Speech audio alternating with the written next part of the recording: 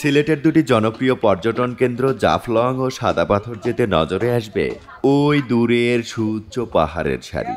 পাহাড়ের চূড়ায় সবুজ প্রকৃতির সাথে শুভ্র মেঘেরা খেলা করছে। মেঘ পাহাড়ের মিতালি দেখে আরও কাছে যেতে ইচ্ছা করবে, জাগবে ছোঁয়ার স্বাদ। কিন্তু এসব মরীচিকা, দেখা যায় ছোঁয়া যায় না। পাহাড়ে যাওয়ার খানিক আগেই বাংলাদেশ ভারত সীমান্ত শূন্য রেখা। সৃষ্টিকর্তা বোধ হয় পাহাড়গুলো তাদের জন্যই সৃষ্টি করেছেন, তা না হলে তো খানিকটা আমাদেরও হতো। পাহাড়গুলো তাদের হলেও পাহাড়ের কান্না কিন্তু আমাদের। উঁচু উঁচু পাহাড়ের গা বেয়ে যে স্বচ্ছ জলের ধারা নামছে তা একেবারে কাঁচের মতো। ছোট বড় বিভিন্ন আকারের পাথর দেখা যাচ্ছে স্পষ্ট।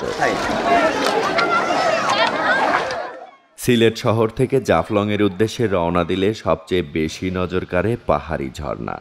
দূর থেকে দেখা যায় ভারতের সীমানা প্রাচীর হয়ে দাঁড়িয়ে থাকা পাহাড়ের সারি। পাহাড়ি সবুজ গাছপালার ভেতর দিয়ে আছড়ে পড়ছে হিমশীতল স্বচ্ছ জল। দূর থেকে দেখে মন ভিজলেও ঝর্ণার জলে শরীর ভেজানোর কোনো সুযোগ নেই। সবগুলো ঝর্ণাই তাদের। এই ঝর্ণার নাম মায়াবী ঝর্ণা। সত্যিই এর মায়াবীর রূপ রয়েছে। মায়াবিনীর সেই মায়ার মহাজনও আমাদের প্রভাবশালী প্রতিবেশী। ভারতের এই ঝর্ণায় যারা গা ভেজাচ্ছেন তারা সবাই বাংলাদেশি পর্যটক। মায়াবী ঝর্ণার মায়ার টানে বাংলাদেশ থেকে ভারতে ঢুকে গেছেন। তারা সবাই দণ্ডনীয় অপরাধ করেছেন। ঝর্ণার শুরুটা হয়েছে শূন্যরেখায়। বাংলাদেশ ভারতের সীমান্ত শূন্যরেখা অতিক্রম করাই দণ্ডনীয় অপরাধ। সীমান্তের সব পাহাড়ই তাদের। আমাদের পাহাড় নেই, ঝর্ণা নেই, তাই আমাদেরকে দয়া করেছে। একটি ঝর্ণা উন্মুক্ত করে দিয়েছে আমাদের জন্য। একেই বোধ হয় দাদারা জুতো মেরে গরুদান বলেন। এখান থেকে সীমান্ত ধরে এগিয়ে যাচ্ছি। হঠাৎ নজরে এলো শিশু কিশোরদের খেলাধুলার দৃশ্য। ছোটদের হলেও ভারত বাংলাদেশের খেলা হচ্ছে। একটি গোলপোস্ট হচ্ছে বাংলাদেশে, আরেকটি গোলপোস্ট হচ্ছে ভারতে। বল কখনো বাংলাদেশের ভেতর ঢুকে যাচ্ছে, কখনো ভারতের ভেতর ঢুকে যাচ্ছে। আর এখানে খেলায় যারা অংশগ্রহণ করেছে তাদের কেউ বাঙালি, কেউ ভারতীয়।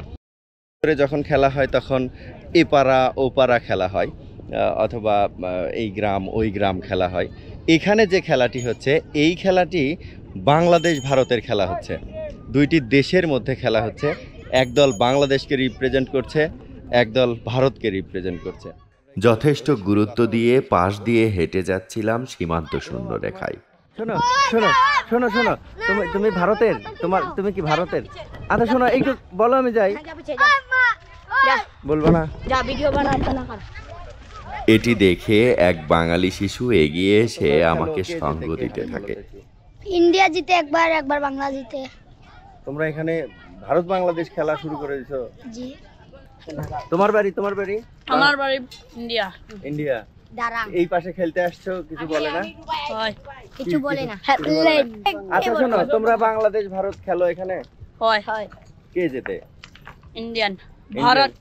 ভারত জিতে। আমি শুনলাম তোমরা বাংলাদেশের কাছে হারে যাও। বাঙালির কাছে হারো নাকি তোমরা, শুনলাম এখানে? হ্যাঁ, হারছে না? এই বাঙালি কে? তুমি বাঙালি না? বাঙালি কে আছে? এই হারছে না ওরা, সেদিন হারছে না? ভারত হারছে না? এই তুমি বলো, হারে? এটা বাঙালি। আচ্ছা ওরা বাঙালি, তুমি বাঙালির কাছে হারো না? আমি ডুবাই।